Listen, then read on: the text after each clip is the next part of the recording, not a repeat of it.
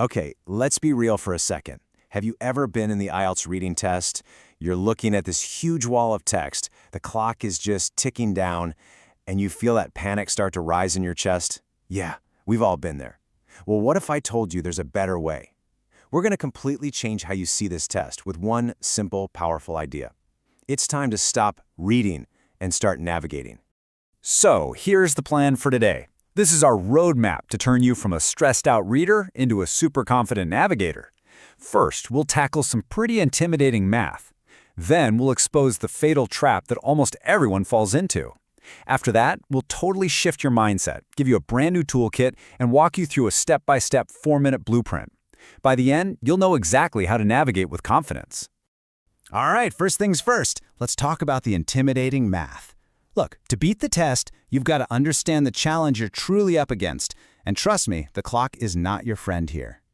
So, let's just let these numbers sink in for a minute, because they don't lie. You've got 1 hour, 60 minutes, and in that time, you have to get through 3 long, dense academic texts. We're talking over 2,700 words, and answer 40 questions. When you actually do the math, that's just 90 seconds for each question. And that 90 seconds has to cover reading the question, finding the answer in that huge text, and marking it down. It is a full-on race against the clock from the second you start. And that insane time pressure? It leads us right into what I call the fatal reading trap. It's the reason why the thing that feels most natural, the way we've all been taught to read, is pretty much designed to make you fail this test. So what is this trap? It's reading the text like it's a novel. You know, you start at the first word and read all the way to the end. It's what we've always done, right? But on the IELTS test, that is the #1 reason people run out of time. You're just burning through minutes trying to understand every little detail before you even have a clue what you're supposed to be looking for. It's completely backward, and it's a one-way ticket to panic. Okay, I need you to listen really closely here. If you walk away with just one piece of advice today, please let it be this. This is the golden rule, the one thing that will absolutely change the game for you. Ready? Never read the whole text first. So you're probably thinking, okay, if I'm not supposed to read, then what on earth am I supposed to do? Well, this is where we shift our mindset completely. It's time to stop thinking of yourself as a passive reader. From now on, you are an active explorer. You're a strategic navigator on a mission. Let's break down what that really means. On one hand, you have the passive reader. They just dive in and immediately get swamped trying to understand everything all at once. It's overwhelming. But the active navigator, they have a totally different mission. Their first job isn't to understand, it's to gather intelligence, to get the lay of the land, figure out the structure, and understand the purpose of the text before they even think about hunting for answers. Now, to be a good navigator, you're going to need the right tools. And the good news is the test makers actually leave you a bunch of critical clues right there on the page. You just have to know where to look. So let's open up your navigator's toolkit. First up, tool number 1, the title. I know, it sounds so obvious, right? But you'd be shocked how many people just glance at it and move on. Don't do that. The title is your ultimate big picture clue. It tells you in just a few words what this whole entire text is about. It's your starting point for everything. Okay, tool number 2 is the subheading. Think of this as the perfect bridge. The title gives you that huge broad topic, right? Well, the subheading takes that big idea and narrows it down, giving you the specific context and the angle the author is going to take. It connects the what from the title to the how in the actual paragraphs. And now for my personal favorite, tool number 3, footnotes. Seriously, these are your hidden lifelines. They're like little secret weapons. You know how academic texts love to throw in some crazy technical jargon, probably just to make you panic? Well, footnotes are where they often hide the definitions. So when you see some scary-looking word, you don't have to freak out. The answer might be sitting right there at the bottom of the page, just waiting for you. All right, so you've got the navigator mindset, and you've got your toolkit. Now it's time to put it all together into a concrete, step-by-step plan. We call this the 4-minute blueprint. This is how you're going to use your first few minutes to take complete control of the situation.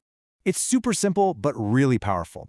We're going to break down your first 4 minutes into 3 key steps. Step 1, in the first minute, is all about gathering intel and making predictions. Step 2, for minutes 2 and 3, is finding the main ideas. And finally, step 3, in that last minute, is reviewing your targets, which are, of course, the questions. Okay, imagine the clock starts now. For that first minute, your only job is to gather and predict. First, you find your tools. Bam, the title. Bam, the subheading. And you scan for any footnotes. Then you start asking questions to get your brain in the game. What is this passage really about? Who is it written for? What kind of information am I expecting to find? By doing this, you're literally drawing a mental map of the text before you even read a single paragraph.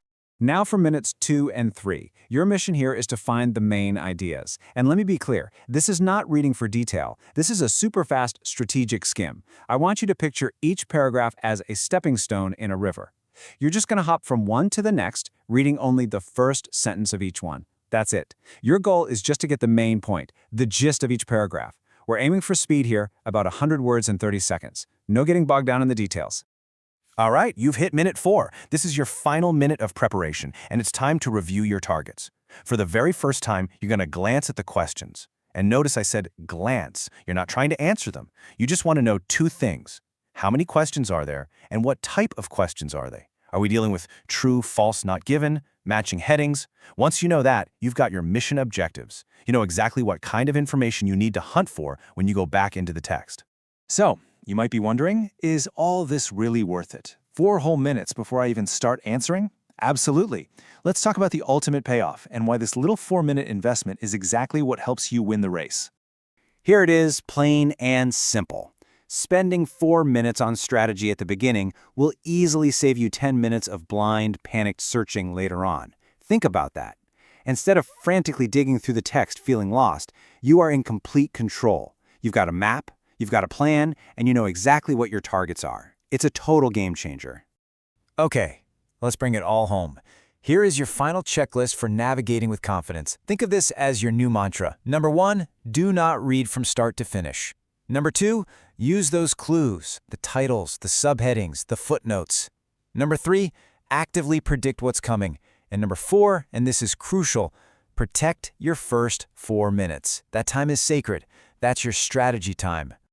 Look, this isn't just some abstract theory. This is a practical skill that you can start building right now. You literally have the blueprint, the map, and the compass. So the only question I have for you is, what's the first passage you're going to practice navigating? Go find one, set a timer for 4 minutes, and give it a shot. It's time to take control.